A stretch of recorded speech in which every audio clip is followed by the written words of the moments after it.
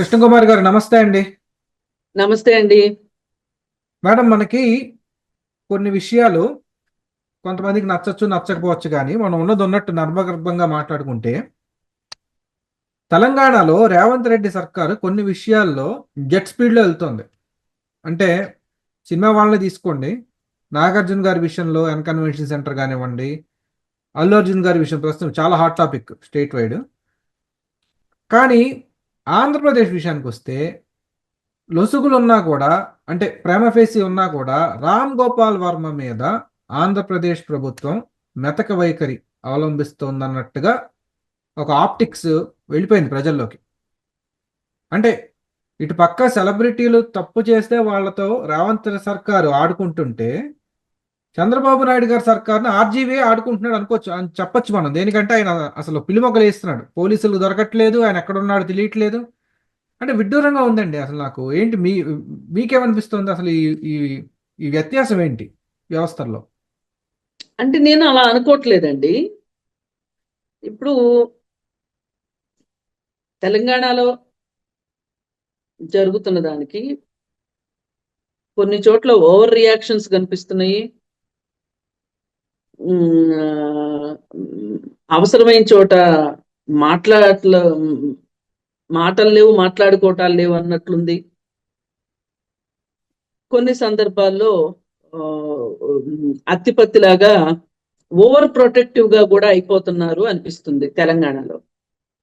సరే, ఇక ఆంధ్రప్రదేశ్ అంటారా, రామ్ గోపాల్ వర్మ విషయం, బలవంతుడు అలాగే మొండివాడు మూర్ఖుడు చట్టంతో ఆడుకుంటాను అంటే చట్టం కూడా ఏమంటదంటే, సరే ఆడుకో, నాకు కూడా టైం వస్తుంది కదా అంటది. అంత ఈజీగా చట్టం చట్టం దృష్టి పడనేకూడదండి. దాన్ని ఎగ్జిక్యూట్ చేసేవాళ్ళు ఉంటే గనక బంతాట ఆడతారు. ఎందుకు అంత తొందర మనకి? అర్థమైందా అండి? ఆడతారు, ఆగండి కొంచెం. సమయం లేదు మిత్రమా అనే రోజు కూడా ఒకటి వస్తుంది. ఇప్పుడు నిజంగా అండి, ఒక మనిషి దాక్కోవాలి అని డిసైడ్ అయితే అతనికి వ్యవస్థలు గనక సహకరిస్తే పట్టుకోలేరండి. అతను ఏం చేశాడు? చట్టాన్ని ఆశ్రయించాడు దొరక్కోకుండా. అంతే కదా అతను చేసింది. చట్టం నుంచి అతనికి ఒక చిన్న ఆసరా దొరకగానే బయటకు వచ్చాడు. ఇప్పుడు అతను ఏం చేయగలరు? ఇప్పుడు ఆ ఆర్డర్ని మించిన ఆర్డర్ గవర్నమెంట్ తీసుకురావాలి. తీసుకొస్తేనే అతన్ని చట్టం శిక్షించగలుగుతుంది. అంటే కనీసం చట్టం అతని దగ్గరికి వెళ్ళి అతను ముట్టుకోగలుగుతుంది. అతను ఆర్జీవి నేను చాలా తెలివైనోడు అని చెప్పుకుంటాడు. నిజంగా కూడా తెలివైనోడే.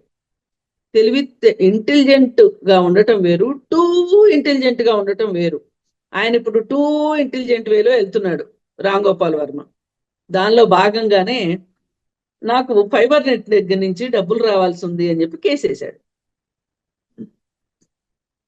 ఇప్పుడు ఇది ఎట్లుంటదంటే, నిద్రపోతున్న గాడిదని లేపి తన్నించుకున్నట్లుంది. అసలే ఫైబర్ నెట్ వ్యవహారం గురించి ఆల్రెడీ మొదలైంది. నువ్వు ఇంకాస్త ఒక చూపు, ఇంకాస్త ఎక్కువ చూసేటట్లు చేసుకున్నావు నువ్వు. అసలు నీకు ఇప్పటికి ఇచ్చిన డబ్బులే చాలా ఎక్కువ, 1,15,00,000. ఎవడి బాబు సొమ్ము ఇది? ఎవరి డబ్బులు ఇవి? ఒకప్పుడు రాజుల సొమ్ము రాళ్లపాలు అనేవాళ్ళు కాదండి. ఈ రోజు ప్రజల సొమ్ము దొంగల పాలవుతుంది. ఇది ఖచ్చితంగా ప్రజల సొమ్ము. ఇవాళ రాజులు లేవు, రాజ్యాలు లేవు.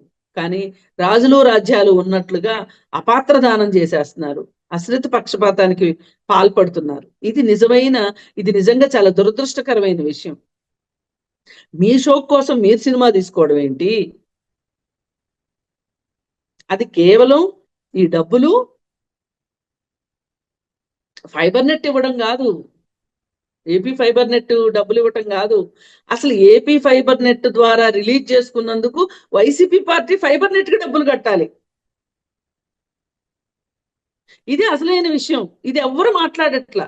తెలుగుదేశం వాళ్ళు కూడా మాట్లాడట్లా. ఏంటో అంటే వాళ్ళు ఇంకా పెద్ద విషయాలు ఉన్నాయి కావచ్చు అనుకుంటున్నారు అనుకుంటా. అవునా కాదండి? మీరు నాతో ఏకీభవిస్తారా లేదా? ఇప్పుడు వ్యూహం సినిమా తీసుకున్నది కేవలం జగన్మోహన్ రెడ్డి, చంద్రబాబు నాయుడిని, అలాగే పవన్ కళ్యాణ్ని, లోకేష్ని అపహాస్యం పాలు చేసి వాళ్ళిద్దరి మధ్యలో ఉన్న మైత్రి బంధాన్ని విడగొట్టడం కోసం ఒక వ్యక్తిత్వ హననానికి పాల్పడింది ఆ సినిమా. అది తీసిందే అట్లా తీశారు. పైగా ఇందుకే తీశానని రామ్ గోపాల్ వర్మే చెప్పుకున్నాడు. మరి ఇలాంటి సినిమాని వైసీపీ పార్టీ నిర్మించుకోవాలి, నిర్మించిన సినిమాని ప్రజలు చూసేటట్లుగా చేసుకోవాలి అంటే ప్రసార మాధ్యమాల ద్వారా చేసుకోవాలి. అవునా అండి? ఇప్పుడు ఏ ఓటీటీలోనో రిలీజ్ చేశారు అనుకుందాం, వాడికి డబ్బులు కట్టొద్దా? వాడు ఊరికి వేసేస్తాడా ఓటీటీలో? మరి ఫైబర్ నెట్ ద్వారా మీరు రిలీజ్ చేయడం వెనక మీ ఉద్దేశం ఏంటి అంటే, గొప్ప ఉద్దేశం, ఆ సినిమాకి పెద్ద ఖర్చు కాలేదు తీయటానికి కూడా.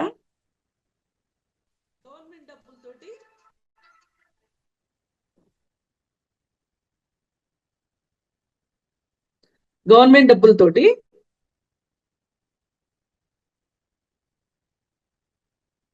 సినిమా నిర్మించినట్లు అవుతుంది. ఇప్పుడు రామ్ గోపాల్ వర్మకి డబ్బులు ఇవ్వాలి.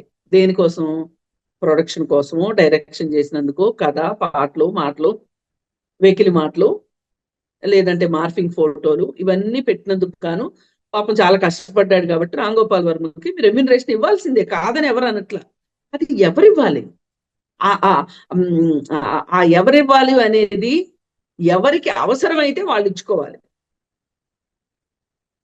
మరి ఫైబర్ నెట్ నుంచి డబ్బులు ఎందుకు ఇచ్చినట్టు రామ్ గోపాల్ వర్మకి? ఇది తలకిందులు వ్యవహారం కాదు. అందుకని ఒక చిన్న విషయంలో అతను ఒక అవకాశాన్ని తీసుకొచ్చుకున్న చట్టం ద్వారా అరెస్ట్ కాకుండా, ఇంకా పెద్ద విషయాలు వేచి ఉన్నాయి ఆయన కోసం. ఏం పర్వాలే, మై హోమ్ ఆప్ కతారే హై అన్నట్లు, మీరు లైన్లో ఉన్నారు అన్నట్లు, వెయిట్ చేయండి కొంచెం ఓపికగా అన్నట్లు.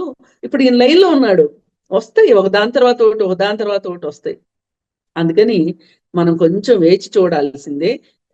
ఏది ఏమైనా ఆంధ్రప్రదేశ్ గవర్నమెంట్ కూడా మాకు 164 మంది సభ్యులు ఉన్నారు అనే ఒక ధీమాతో కాకుండా, న్యాయ నిపుణుల సలహాతోటి ఆచితూచి అడుగులేస్తుంది. ఈ ఆచితూచి అడుగులు వేయడం అంటే కొంచెం టైం తీసుకుంటుంది. Slow and steady wins the race అని మనకు ఉంది. కానీ చాలా మంది ఏమనుకుంటున్నారు? ఆలస్యం అమృతం విషం అనుకుంటున్నారు.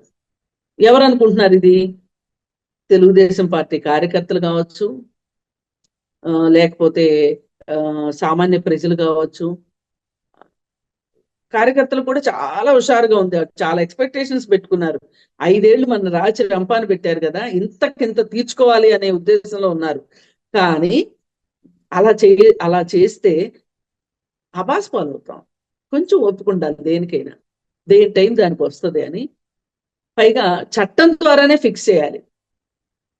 ఇవాళ మైట్ ఈజ్ రైట్ అనేది కొండచో జరుగుతుండొచ్చు, కానీ పని కట్టుకుని మైట్ ఈజ్ రైట్ చేస్తాను అంటే ఈ కాలానికి అది పనికిరాదు.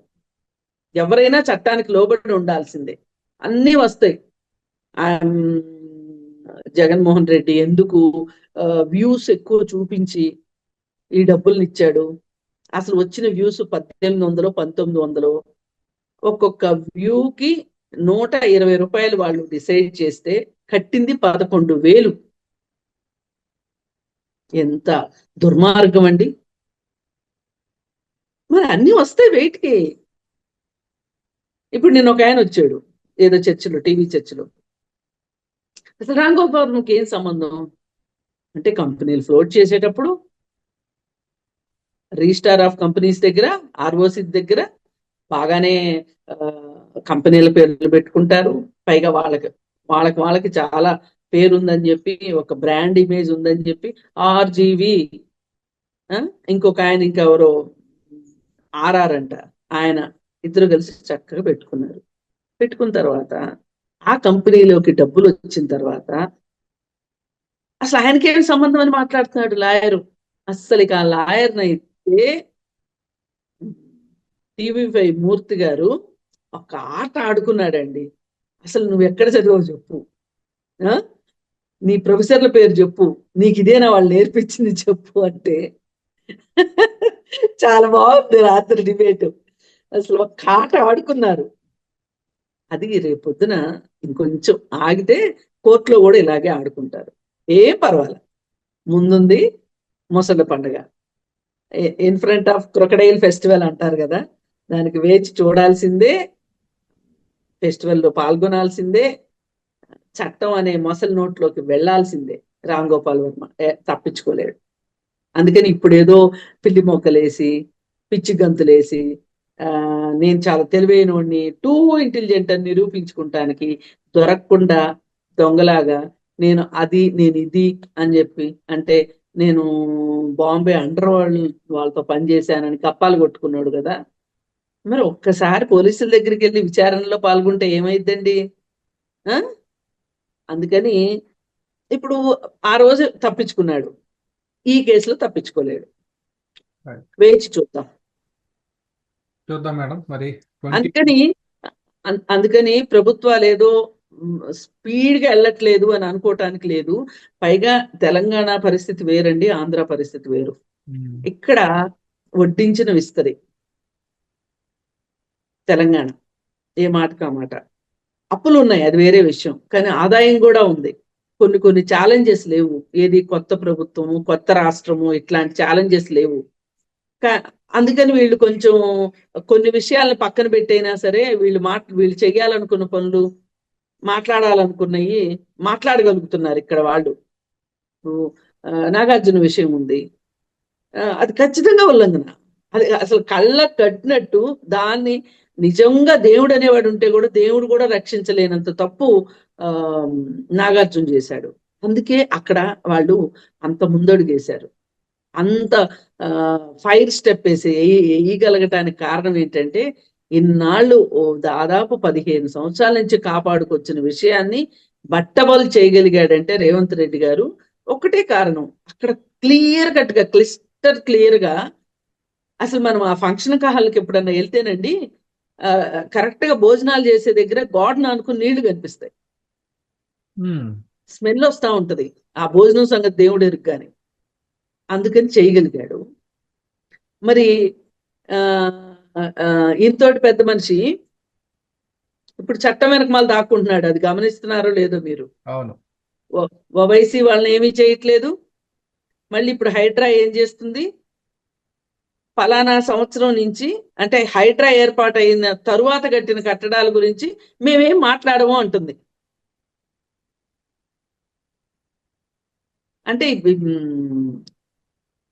ఇప్పుడు దాకా చేయగలిగినవి, చేయదలుచుకున్నవి చేసేసి ఇప్పుడు ప్రజా వ్యతిరేకత వస్తుందని చెప్పి ఇలా చెప్తున్నారా?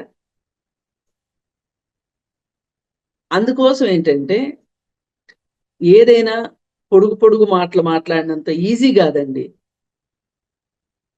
ఆ మాటల నుంచి తప్పించుకోవటము, వాటికి సమాధానాలు చెప్పటం. ప్రతి ఒక్కరూ ఏదో ఒక రోజు సమాధానం చెప్పాల్సి ఉంటారు. అధికారంలో ఉన్న వాళ్ళు మరీ ఖచ్చితంగా చెప్పాల్సి ఉంటారు. ఇప్పుడు ఒక వ్యక్తిగా నేను ఒక తప్పు చేస్తే నా తప్పు చట్టం దృష్టికి వెళ్ళలేదు అనుకోండి, మరుగున పడిపోద్ది. ప్రభుత్వాలైనా అంతే, చట్టం దృష్టికి వెళ్ళినంతసేపు ఏమి కాదు, కానీ ఒకసారి వెళ్ళిందంటే ఇంకా అంతే సంగతులు. ఎవరో ఒకళ్ళు వెలికి తీస్తారు. ఇప్పుడు కేటీఆర్ వాళ్ళు చేసిన రేవంత్ రెడ్డి గారు వెలికి తీయట్లా, జగన్మోహన్ రెడ్డి చేసిన చంద్రబాబు నాయుడు గారు వెలికి తీయట్లా. కాకపోతే ఒక్కొక్కళ్ళ ప్లాను, ఒక్కొక్కళ్ళ ఎగ్జిక్యూషన్ డిఫరెంట్ గా ఉంటది. అందుకని మనం కొంచెం సంయమనంతో ఎదురు చూద్దాం మేడం. 2025 కోసం ఎదురు చూద్దాం. అయితే 2024లో ఏం జరగదు. సర్లే మేడం, థ్యాంక్ యూ అండి. Thank you.